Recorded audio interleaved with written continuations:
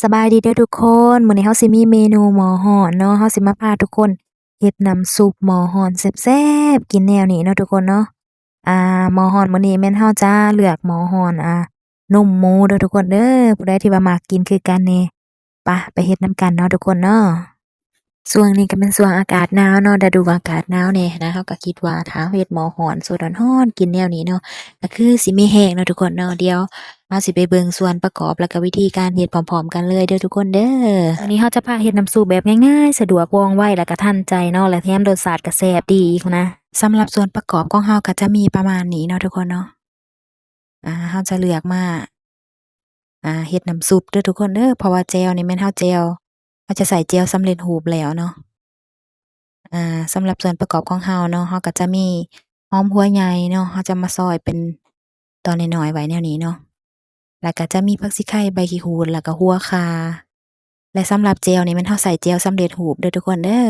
เพราะว่ามื้อนี้เราจะมาบอกวิธีการเฮ็ดน้ำซุปแบบแซ่บๆหั้นนะประเภทผักเนาะก็จะมีผักกาดแล้วก็ผักปังเนาะที่ว่าเราเลือกแล้วก็จะมีเส้นร้อนหรือว่าวุ้นเส้นแล้วก็จะมีเห็ดเข็มและนี่ก็เป็นส่วนของเนื้อเนาะเนื้อของเราแม่นเราจะเลือกเป็นนมหมูเด้อทุกคนเด้อเราจะเลือกเป็นนมหมูเนาะมื้อนี้เราจะใส่อยู่ประมาณก็หลายเติบเนาะหลายเติบอยู่ ขั้นตอนต่อไปเนาะมื้อนี้เราก็จะมาข้างหม้อเพื่อว่าที่จะเตรียมไปเฮ็ด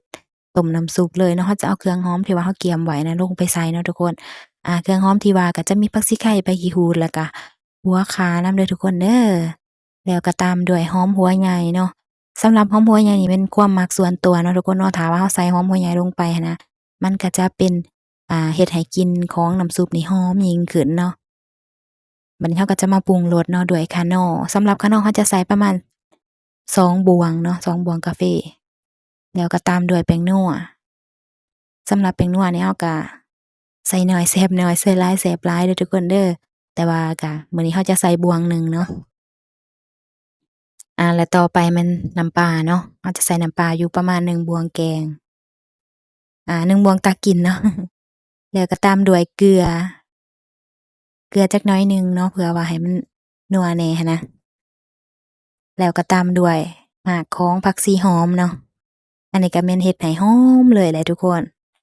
เราจะต้มให้มันฟดเนาะจักระยะหนึ่งเนาะจนกว่าว่าผักหอมบัวบ่หรือว่าเครื่องหอมอิหยังมันส่งกลิ่นออกมาเนาะบัดนี้เราก็จะปิดไฟไว้แล้วเราก็จะนำเอาน้ำซุปเนาะมาค้างใส่หม้อไฟฟ้าแนวนี้เนาะทุกคนเพราะว่าเราจะมาอ่าต้มมันร้อนลวกมันร้อนกินเลยนะเราก็จะมาใส่หม้อไฟฟ้าเนาะประมาณนี้บัดนี้เราก็จะ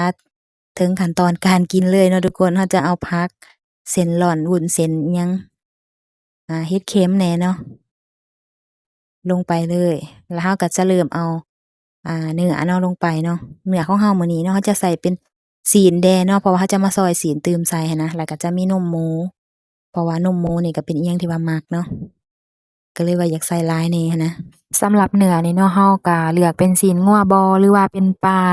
หรือว่าเป็นกุ้งเป็นปลาหมึกอิหยังก็ได้เนาะทุกคนเนาะเอาตามใจมักเด้อทุกคนเด้อแต่ว่ามื้อนี้เนาะเรามาเลือกกินนมหมูเนาะทุกคนเนาะก็ถือว่าเราจะมาเพิ่มไขมันกันเนาะทุกคนเนาะและสำหรับการกินหม้อฮ้อนนี่เนาะหัวใจหลักของมันก็จะแม่นน้ำซุปเนาะทุกคนเนาะและหลังจากนั้นก็จะตามด้วยแจ่วหั้นนะถ้าว่าเราปรุงน้ำซุปแซ่บแล้วก็หอมดีนะมันก็จะเฮ็ดให้หม้อฮ้อนของเรานี่หอมแล้วก็น่ารับประทานเนาะทุกคนเนาะและสำหรับน้ำซุปเนาะถ้าว่าเราอยากให้แซ่บอะนะทุกคนเราจะใส่น้ำมะพร้าวอ่อนลงไปนำเด้อทุกคนเด้อเพื่อเพิ่มความหอมแล้วก็เพิ่มความแซ่บอะนะแต่ว่ามื้อนี้เนาะเราหาบ่ได้เนาะหรือว่ามันบ่มีหั้นนะเราก็เลยใส่น้ำสะอาดหรือว่าน้ำเปล่าธรรมดาเนาะแต่ว่าก็แซ่บคือกันเด้อทุกคนเด้อถ้าเราปรุงให้รสชาติของมันแซ่บหรือว่านัวดีหั้นนะแล้วก็มีเครื่องหอมเนาะบ่ว่าจะเป็นผักชีไข่ใบขี้หูดแล้วก็หัวข่าอิหยังต่างๆเนาะ ถ้าขาดพวกนี้แล้วเนาะจะเฮ็ดให้น้ำซุปของเราน่ะบ่แซ่บแล้วก็ออกมากินข้าวอิหยังประมาณนี้เนาะทุกคนเนาะแต่ว่าก็มีหลายปัจจัยเนาะหรือว่ามีหลายสูตรในตามแต่ละท้องถิ่นเนาะแต่ว่าวิธีการที่ว่าเราเฮ็ดมื้อนี้เนาะเป็นวิธีการเฮ็ดน้ำซุปแบบบ้านๆแบบพื้นบ้านแบบดั้งเดิมเนาะผู้ใดที่ว่าเคยกินแบบในเมืองเนาะแบบทันสมัยแบบในร้านอาหารภัตตาคารอิหยังต่างๆเนาะก็ลองมาเฮ็ดสูตรบ้านๆของเรากินเบิ่งเด้อทุกคนเด้อถึงว่าจะเป็นสูตรแบบดั้งเดิมแบบบ้านๆเนาะแต่ว่ารสชาติของมันนี่ก็ บ่น้อยหน้าเด้อทุกคนเด้อ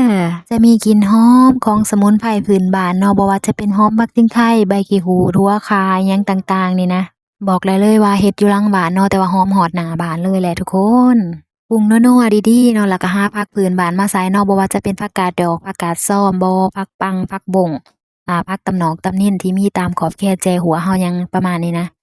มันก็จะเฮ็ดให้รสชาติของหม้อฮ้อนของเฮาแซ่บขึ้นตื่มเนาะทุกคนเนาะแล้วก็บวกกับแจ่วเนาะแจ่วถั่วดินหรือว่าแจ่วสุกี้ที่ว่า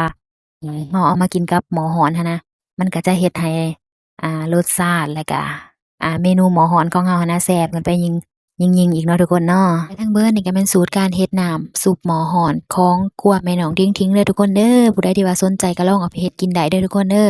และสำหรับผู้ใดที่เข้ามาเบิ่งคลิปวิดีโอนี้ก็อย่าลืมกดไลค์หรือว่าคอมเมนต์ให้แหน่เด้อทุกคนเด้อเพื่อว่าเป็นกำลังใจเนาะในการสร้างคลิปวิดีโอต่อไปเดี๋ยวมาเจอกันในเมนูหน้าเด้อทุกคนเด้อสำหรับมื้อนี้บ๊ายบาย